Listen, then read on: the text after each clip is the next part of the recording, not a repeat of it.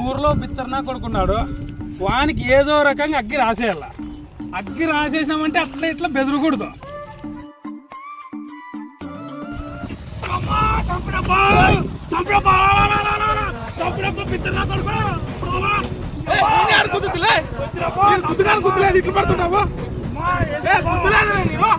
కొడుకు బిత్తరు బిత్తరు చేసి కొట్టినప్పా బర్రెంకులు. నిన్ను పంచాయతీలో పెడతా, నేను ఫోన్ చేసి పిలుస్తా. అమ్మా ఫోన్ చేస్తానున్నప్పా. ఏలే నీళ్ళు లేవు మురళి. అమ్మా 2 బర్రెంకులు ఇరుకొట్టారప్పా బండితో గుర్తి బిత్తురాడు. వస్తున్నాలే, పంచాయతీ ఈడుతాముండి వస్తున్నాలే. అనిల్ గాడు వీడు ఖతర్నాక్ వీడు. వాడే సీన్ క్రియేట్ చేసింటాడా. ఊర్లోకి పోయి ఓ 4 మనుషులు తీసుకొని పోయి పంచాయతీ చేసి వానితో 2000 వీనితో 2000 గుంజేస్తే రాత్రి మనకు పార్టీకి వస్తుంది. ఏం తెలుగురా మురళి కానీ ఇదే. నిన్ను ఇడిచిపెట్టినా పంచాయతీలో పెడతానులే పిత్రుడా. ఏం చేసావా? పంచాయతీలో పెడతానులే. నేనేం చేశాను? పంచాయతీ చేసేకి వచ్చిందానికి అడ్డం పడి తలకోకిన బర్రెమ్మకి పొంగిరికి అంటావా? 2 బర్రెముకలు ఇరిగిపోయినాలే, ఇడిచిపెట్టినా.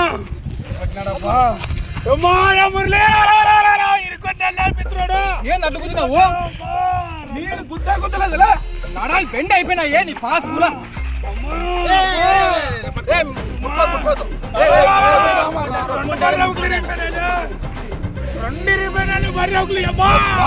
మూడో కానీ రూపాయలు రెడీ ఉన్నాడా ఏంది? బండికి ఇది రూపాయలు నువ్వు కుదిరావంటే ఎక్స్ట్రా అనుకో. నువ్వు ఇది బ్రేకులు చెక్ చేయలేదు, దీనికి బ్రేకులు ఉన్నాయా? అన్ని బాగున్నాయి. నువ్వు కావాలనే కుదిరావు. పంచాయతీకి ఏడుస్తా అయిపోతున్నాను. పంచాయతీ డబ్బులు కట్టి మాట్లాడతారు. డబ్బులు కట్టి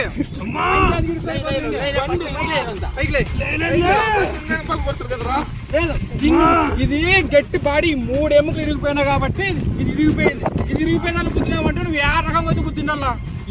లేవా దానికి ఏమన్నా? ఎల్లింగ్ కూడా పోయింటే పెట్టుకొచ్చకపోతున్నాను రాదే. ఇట్లా డ్రామా చెప్పదా నువ్వు? బర్రెములు ఇరిగిపోయినాయి, హాస్పిటల్ పోవాలా. 4 లక్షలు కట్టి 4 లక్షల మళ్ళా చెడ్డి బొక్కలు పడిందిరా. 100 రూపాయలు పెట్టుకునే లేక ఊరికే పడినాను.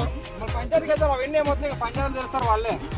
పంచాయతీ గించేది వద్దులే, నాతో ఏమి లేవు ఇచ్చాకే. 4 లక్షలు కావాల్సిందే చూపించేకి.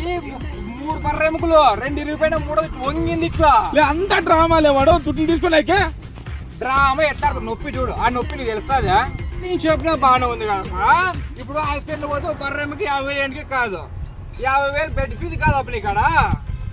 దానికి ఇంజక్షన్లు అన్ని ఫారెన్ నుంచి తెప్పాలా. ఫోన్ కానీ ఏడో పడిపోయింది. ఫోన్ చెప్పండి, నా బామ్మారికి ఫోన్ చేశాను. వంతో ఏమన్నా ఉండే దుడ్లు అడుగుతాను. చేసుకో. అంత అన్యాయం చేశారు మా 5 నెలలని. చూస్తాను చూడు చూడు చూడు.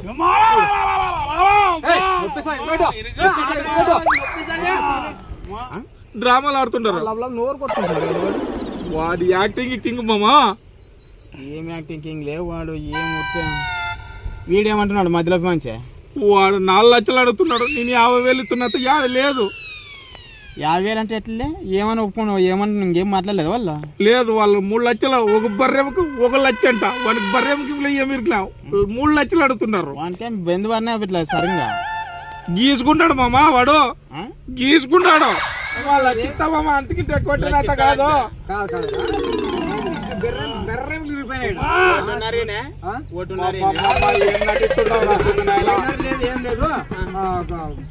నువ్వు 2 లక్షలు ఇవ్వను, ఈ మంచి 50 మోసుకున్నాడు. మొత్తం 2.5 లక్షలు అనుకోండి. అమ్మమ్మ 2.5. అవును. అమ్మా 2.5 నాతో కాదు మామా. 2.5 కాదు కదరా. నన్ను హాస్పిటల్ పోతే 4 లక్షలు ఖర్చు అవుతుంది. మిగతా మేమే చూసుకోవాలి. కానీ